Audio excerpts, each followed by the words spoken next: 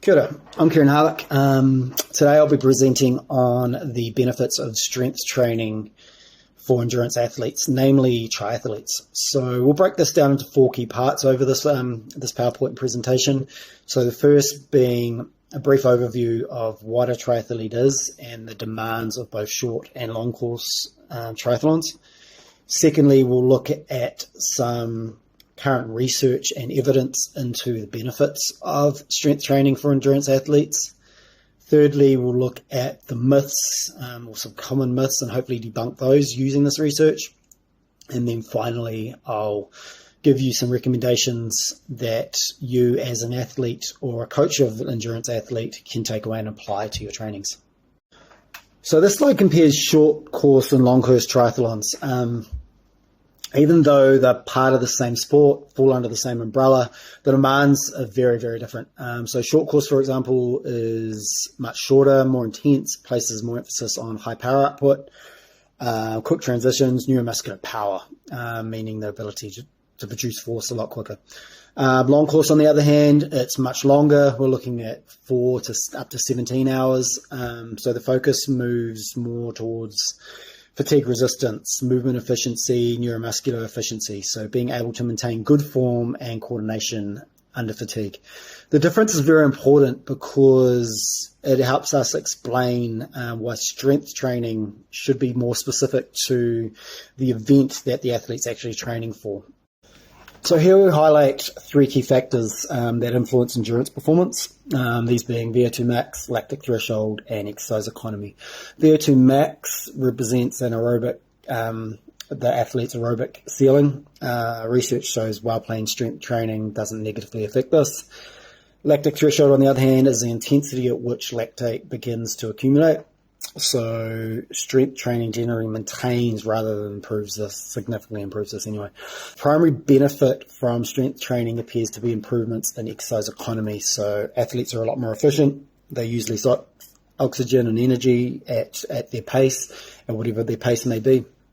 These gains are largely driven by neural adaptations. So these can include improved motor unit recruitment, greater force production, more efficient movement patterns. As a result, athletes can maintain their performance or using a lot less energy, so therefore delaying fatigue during these endurance events.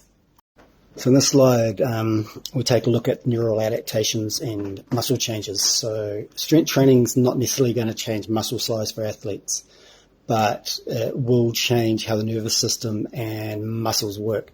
So three key neural adaptations. First, there'll be an increased neural activation, so more motor units fire per contraction. Secondly, more efficient motor recruitment, so the brain selects the right fibers, wasting less energy.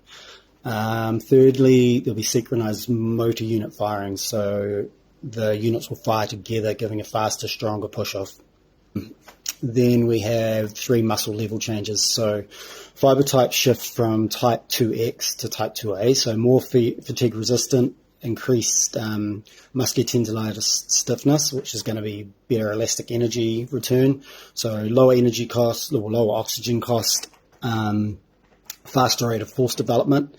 And so therefore you'll be reaching peak contraction a lot quicker per stride or per pedal stroke. So what's the research actually recommend? So we'll start off looking at that Runestad and Majeka's 2014 review. It's pretty clear in there stating that heavy resistance training, so that training submaximal lifts 80 to 90% of your 1 rep max in that 3 to 6 rep zone is what's driving these neural adaptations and seeing the improvements on exercise economy of between 4 and 8% for endurance athletes. So we're not talking high rep, low load circuit training. It's the heavy loads that are going to stimulate those motor unit recruitment, improve that rate of force development without triggering that hypertrophy response. Another study, so Beatty and his colleagues' 2017 study, confirming that we only need 2 sessions a week to drive those adaptations so this shouldn't be interfering with that sort of bulk endurance-based training. In practice, we're looking at 3 to 4 exercises per session. Compound movements, so things like squats, deadlifts, cleans. 3 to 5 reps, that 3 to 5 sets of each exercise in the 3 to 6 rep zone, so sub-maximal lifts. We want 2 to 4 minutes recovery, so we're looking at full neural recovery for these, as again, it's that sub-maximal lifting.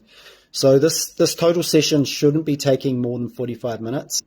We're looking at absolute quality over quantity with this style of training. Now let's address a couple of myths. We'll focus on 2 myths here that stop endurance trainers moving into strength training or ever picking up heavy weights. So myth 1 is strength training will make me too bulky and slow. So research here, again by Runiston and his colleagues, a 2010 report this time, shows well-trained cyclists gain significant strength and improved performance with no meaningful increase in body mass. Why? Concurrent endurance training suppresses your protein synthesis pathways, so the likelihood of hypertrophy is very, very low. The gains are going to be neural, so not structural.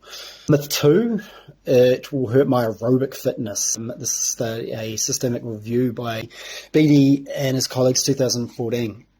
So it finds no impairment in VO2 max or lactic threshold when strength training was correctly programmed. So the interference effect will only appear when volume is excessive. So we're looking at more than 2 sessions a week for durations of over 45 minutes. Heavy lifting's not going to conflict with endurance training. Done right, it's only going to enhance it. So we've established that heavy lifting's not going to bulk you up. So we'll take a look at what a program actually looks like in practice. From the off season, we'll straight into heavy lifting basically. So 80-90% of your 1 rep max, low reps, compound movements, 2, possibly 3 days a week. So your goal is neuromuscular motor unit recruitment, tendon stiffness, rate of force development. So again, the Ronestad and also Agard's work underpins this entire phase. So moving into preseason, this pushes strength loads. So Storen study is a reference point here. So we're looking at 5 weeks of heavy squats, 5% improvements in your running economy, 21% improvement in time to exhaustion. So we're not looking at adding mass, we're making you more efficient. In season, your volume's going to drop, your explosive work comes in. So we're looking at still working hard, heavy lifting, converting the strength into race-specific power without adding fatigue to what is already a pretty intense training week. So through the race season, we only need probably 1 session a week. All the evidence sort of backs this up that your strength's been banked already. We just want to protect the investment that you've put in. Okay, let's bring all this together as part of this conclusion. So we've started by looking at triathlon, what the actual demands are physiologically across both short course and long course. In both cases, the ability to sustain power output efficiently over time is what separates athletes. We've then established 3 performance factors that strength training can influence, and key insight is that exercise economy is our primary target. So not VO2 max, not lactic threshold economy. So how much oxygen it costs you to hold your race pace. After that, we have looked into exactly how this happens through neural adaptations, motor units recruited, firing more efficiently, generating force a lot faster.